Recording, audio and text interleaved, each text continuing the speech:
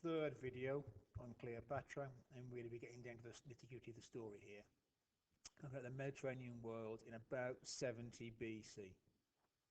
We'll look at the political and military situation at the beginning of our story to understand just how dominant Rome was. There's only one gaming town in the Mediterranean at this point in history. It's the Romans, not the Egyptians. Lots of key words: Ptolemaic, if it's from the Ptolemies in Egypt, it's called Ptolemaic. Successor states. From the last video, the Diadochi have the funeral games. So the Ptolemies, the Seleucids, the Antigonids, they're called the successor states. They're the successors to Alexander. Peerless, without peer. You're all by yourself, unmatched. No one can match you. Rome has expanded. We know this partly from our work when we did Rome, the Second Punic War and the Third Punic War against Hannibal. Rome has expanded. That's what Romans do. They've conquered Italy. First Punic War, they conquer Sicily. They take out the last of the Celts in the Po Valley. Second Punic War, conquer Spain, North Africa. Then as time goes on, they spread. They've been involved in fighting in Illyria for quite a long time. And if you remember, during the Second Punic War, Hannibal makes a deal, a treaty with the king of Macedon. And this upsets the Romans. This is when the Romans now start looking east. And after they finish up their dealings with the Carthaginians, they are going to start looking towards Greece.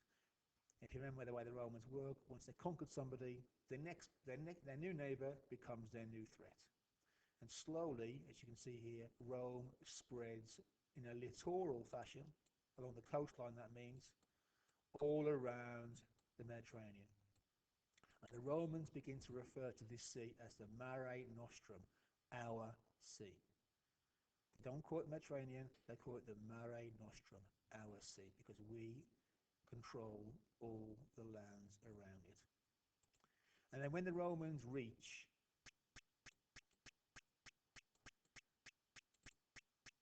Greece, the Greeks have fallen back into anarchy.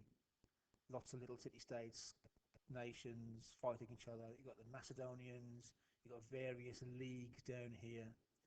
And one by one, the Romans can quite easily pick them off. You know, they're butting up against the Seleucids, and they fight them, and they beat them. And so in that way, Rome spreads east. And why? How come when the Romans faced the successors to Alexander the Great, they just brushed them aside? The successor states with their fantastic war elephants covered in armor,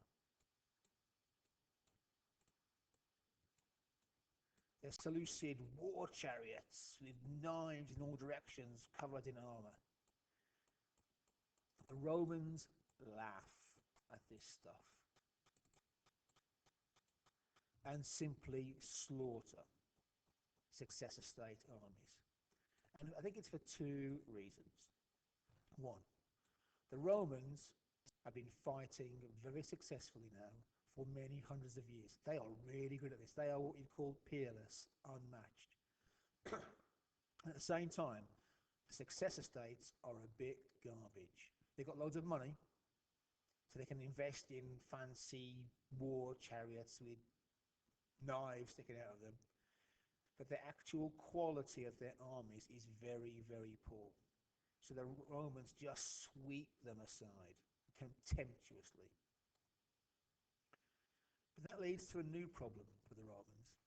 How do you rule these areas you conquer? Because you don't want to rule them directly. And the Romans come up with a system called client kings. They leave the local rulers in charge as long as they do what the Romans say.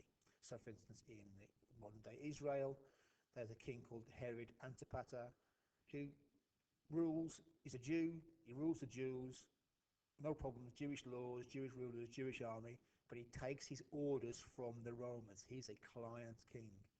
Remember that phrase. It's essentially what Cleopatra becomes when she becomes Queen of Rome, Queen of Egypt. And it's exactly the same for the Ptolemies in Egypt. They are the client kings by this point in time. They still the rulers of Egypt, still fabulously wealthy, but no independent military power, and they take their orders from Rome. In most cases, they owe the Romans a great deal of money. And lastly, it is said, all the books you read about this, the Romans don't want to actually directly take over Egypt, because that would give whoever was the governor too much power, because Egypt is so wealthy. So Romans want the Egyptians to stay in control of Egypt. They want the Ptolemies to stay in charge, because they don't want any one Roman getting all that, their hand on all that money and power.